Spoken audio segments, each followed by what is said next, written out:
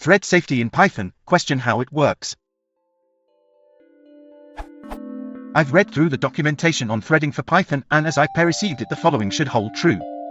You can access, read, any pod or Python-specific object, such as an array, without causing failure in a multi-threaded program trying the same thing at the same time, but you cannot change them and accept thread integrity. My question is about classes. I have a server that is delegating database access to different threads, however I want them to be able to all access an instance of a class that handles response generation. However, I'm wondering if this class is thread safe. I wish to avoid creating multiple instances. The thread does not change any instance variables, i.e. self.something equals something. Every function uses its own local variables. They do access class instance variables but does not change them. So to sum it up, my question is if many threads can use the same instance and call functions at the same time.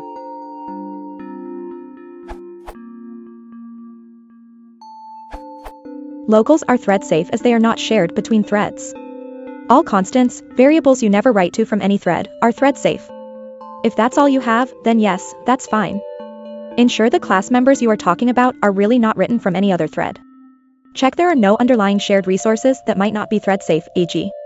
if each thread is using the database connection object, that may cause trouble, unless that object is specifically documented as being thread safe.